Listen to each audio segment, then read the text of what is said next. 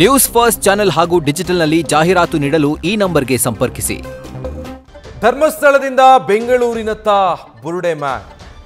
ಬೆಂಗಳೂರಿಗೆ ಚಿನ್ನಯ್ಯನನ್ನ ಸದ್ಯ ಎಸ್ಐಟಿ ಅಧಿಕಾರಿಗಳು ಕರೆತರ್ತಾ ಇದ್ದಾರೆ.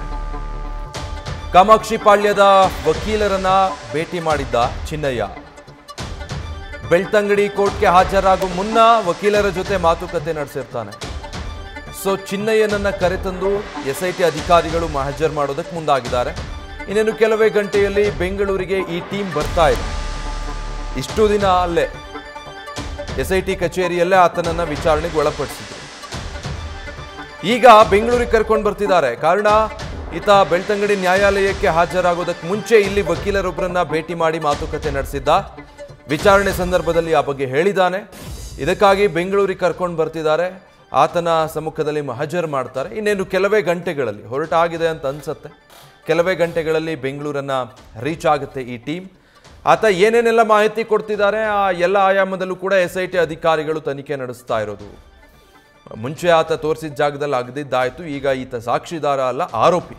ಸೊ ಆತನನ್ನು ಟೈಟ್ ಮಾಡಿ ಬಿಗಿಗೊಳಿಸಿ ಎಸ್ಐಟಿ ಅಧಿಕಾರಿಗಳು ವಿಚಾರಣೆ ಮಾಡ್ತಿದ್ದಾರೆ. ತನ್ನ ಹಿಂದೆ ಯಾರ್ಯಾರಿದ್ದಾರೆ, ಏನೇನೆಲ್ಲ ಮಾಡಿಸಿದ್ರು, ನಾನು ಯಾಕೆ ಈ ರೀತಿಯಾದಂಥ ಹೇಳಿಕೆಗಳನ್ನು ಕೊಟ್ಟೆ, ಸಾಕಷ್ಟು ವಿಚಾರ ಹೇಳಿದ್ದ. ಡೀಟೇಲ್ಸ್ ಕೊಡ್ತಾರೆ ಶಿವಕುಮಾರ್. ಇಷ್ಟು ದಿನ ಅಲ್ಲಿ ಬೆಳ್ತಂಗಡಿ ಎಸ್ಐಟಿ ಕಚೇರಿಯಲ್ಲಿ ಈತನ ವಿಚಾರಣೆ ನಡೀತಾ ಇತ್ತು. ಈಗ ಬೆಂಗಳೂರಿನ ಕಡೆ ಕರ್ಕೊಂಬರ್ತಾ ಇದ್ದಾರೆ ಅನ್ನೋ ಮಾಹಿತಿ.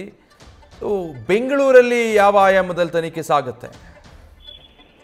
ವಿಜಯ್, ಮಾಸ್ಮ್ಯಾನ್ ಚಿನ್ನಯ್ಯನನ್ನ ಸದ್ಯ ಮಂಗಳೂರಿನ ಎಸ್ಐಟಿ ಅಧಿಕಾರಿಗಳು ಮಂಗಳೂರಿನಿಂದ ಬೆಂಗಳೂರಿಗೆ ಕರ್ಕೊಂಡ್ ಬರ್ತಿದ್ದಾರೆ ಅನ್ನೋ ಮಾಹಿತಿ ಬರ್ತಿರುವಂತದ್ದು. ಅದರಲ್ಲಿ ಪ್ರಮುಖವಾಗಿ ಬೆಂಗಳೂರಿನ ಕಾಮಾಕ್ಷಿಪಾಳ್ಯ ಪೊಲೀಸ್ ಠಾಣೆಯಲ್ಲಿರುವಂತಹ ಓರ್ವ ವಕೀಲನ ಕಚೇರಿಗೆ ಮಾಸ್ಮ್ಯಾನ್ ಚಿನ್ನಯ್ಯನನ್ನ ಕರ್ಕೊಂಡ್ಬಂದು ವಿಚಾರಣೆ ಮಾಡುವಂತ ಸಾಧ್ಯತೆಗಳು ಹೆಚ್ಚಾಗಿರುವಂತದ್ದು. ಅಂದ್ರೆ ಚಿನ್ನಯ್ಯ ಜುಲೈ 3ನೇ ತಾರೀಕು ಬೆಳ್ತಂಗಡಿ ಕೋರ್ಟ್ಗೆ ಹಾಜರಾಗೋಕ್ಕಿಂತ ಮುಂಚಿತವಾಗಿ ಆತ ಬೆಂಗಳೂರಿನ ವಕೀಲರ ಕಚೇರಿಯಲ್ಲಿ ವಕೀಲರನ್ನ ಭೇಟಿಯಾಗಿರ್ತಾನೆ. ಜೊತೆಗೆ ಆತ ಕೋರ್ಟ್ನಲ್ಲಿ ದಾಖಲು ಮಾಡಿದ್ದಂತ ದೂರಿಗೆ ಸಂಬಂಧಪಟ್ಟಂತೆ ದೂರಿನಲ್ಲಿ ಅವೆಲ್ಲ ಅಂಶಗಳನ್ನ ಉಲ್ಲೇಖವನ್ನ ಮಾಡಿರ್ತಾನೆ. ಅಂದ್ರೆ ಆತ 1999ರಿಂದ 2014ರವರೆಗೂ ಕೂಡ ಧರ್ಮಸ್ಥಳದಲ್ಲಿ ನೇತ್ರಾವತಿ ಸ್ಥಾನಘಟ್ಟದಲ್ಲಿ ಕೆಲಸವನ್ನ ಮಾಡ್ತಿದ್ದೆ. ಈ ವೇಳೆ 100 ಶವಗಳನ್ನ ಆತ ಧರ್ಮಸ್ಥಳ ಗ್ರಾಮದಲ್ಲಿ ಹೂತಿಟ್ಟಿದ್ದಾಗಿ ಕೋರ್ಟ್ನಲ್ಲಿ ಬಂದು ಸಾಕ್ಷಿಯನ್ನು ಹೇಳಿರ್ತಾರೆ. ಇದೇ ವಿಚಾರಕ್ಕೆ ಸಂಬಂಧಪಟ್ಟಂತೆ ಆತ ಬೆಂಗಳೂರಿನ ವಕೀಲರ ಕಚೇರಿಯಲ್ಲಿ ವಕೀಲರಿಂದ ಮಾಹಿತಿ ಪಡೆದು ಜೊತೆಗೆ ದೂರನ್ನು ದಾಖಲು ಮಾಡಿದ್ದಾಗೆ ಎಸ್ಐಟಿ ಮುಂದೆ ಯಾವಾಗ ಹೇಳಿಕೆಯನ್ನು ಕೊಡ್ತಾನೆ. ಹೀಗಾಗಿ ಪ್ರಕರಣದ ಮುಂದಿನ ತನಿಖೆಯ ಭಾಗವಾಗಿ ಆತನನ್ನ ಬೆಂಗಳೂರಿನ ಕಾಮಾಕ್ಷಿಪಾಳ್ಯ ಪೊಲೀಸ್ ಠಾಣಾ ವ್ಯಾಪ್ತಿಯಲ್ಲಿ ಕರ್ಕೊಂಡ್ಬಂದು ಆತನ ವಿಚಾರಣೆಯನ್ನು ಮುಂದುವರಿಸುವಂತ ಸಾಧ್ಯತೆಗಳು ಹೆಚ್ಚಾಗಿರುವಂತದ್ದು. Vijay, thank you Shivakumar.